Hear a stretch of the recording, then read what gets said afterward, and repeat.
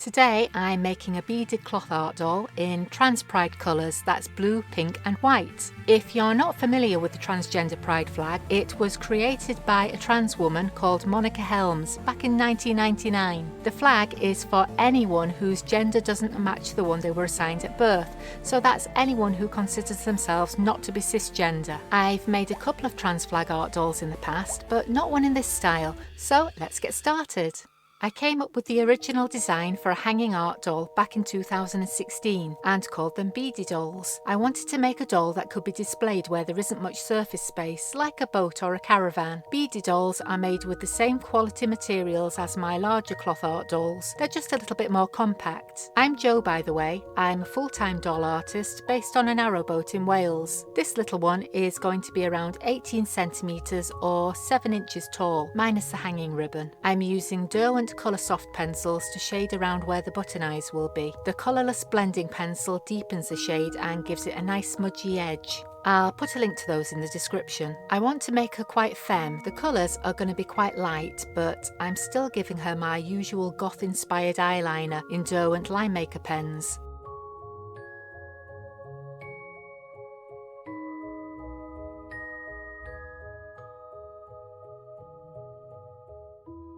I've decided on some blue and white striped cotton for the bodice and trimmed it with some pale pink lace. I'll team it with a tiered lace skirt. Like a lot of artists, I can be quite critical of my own work, but when I look back at my dolls I made just a couple of years ago, I'm always amazed at the progress I've made. I try to retain my own unique style, so I think my dolls are always recognisable as mine, but they're always improving as I keep practicing and find new materials and learn new skills. I found some blue and white striped grosgrain ribbon. I'm going to stitch this to the head so she can be hung up.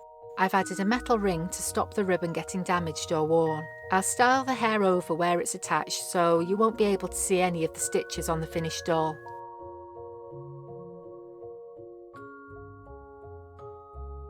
The arms and legs are going to be made from glass and metal beads.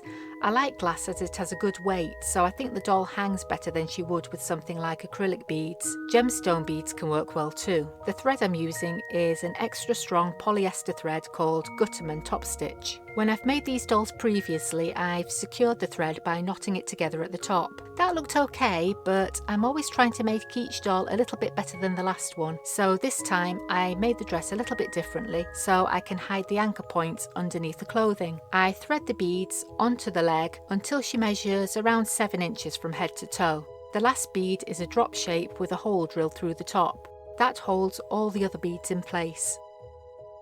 The thread goes back through the same hole in all the beads, taking care not to catch the thread. I don't want to get it tangled. I'm making the other leg in exactly the same way, making sure the two legs are symmetrical.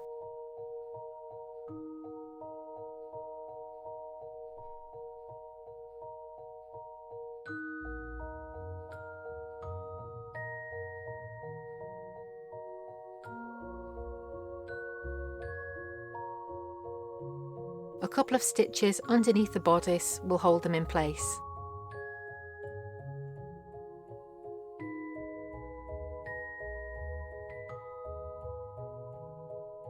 The arms are beaded just like the legs. I don't measure the arms, I just judge it by eye.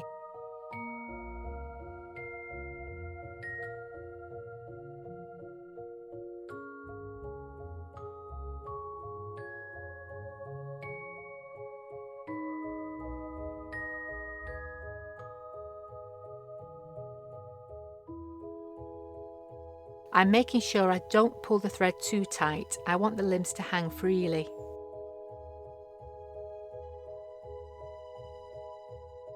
Those have worked really well. I love the different textures of the white glass and the silver tone beads together. I want to create stripes in the hair in the trans flag colours. I'm using Signet super chunky weight acrylic yarn and needle felting it in with a Clover pen style tool. I'm hoping I can arrange the yarn so we have the pattern of the flag on each side of the head. So it'll go from blue at the back to pink, then white, then another pink stripe and blue at the front. I'm felting really carefully around the stitches where the button eyes are anchored. A hard knot can easily break a felting needle.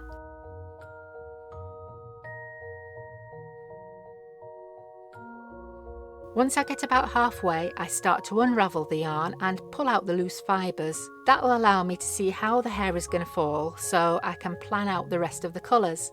It also gives me some smaller strands of hair that I can use to fill in around the front. Doing it this way means there's very little waste. If you're enjoying this video, make sure you hit the like button to let me know and subscribe so you don't miss the next one.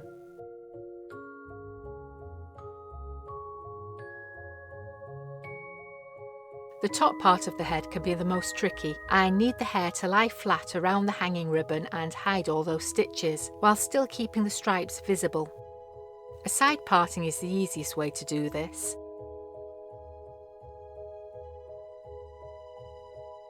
I spend a bit of time just arranging the stripes across the top and making sure she's going to hang properly before I secure the front part of the hair.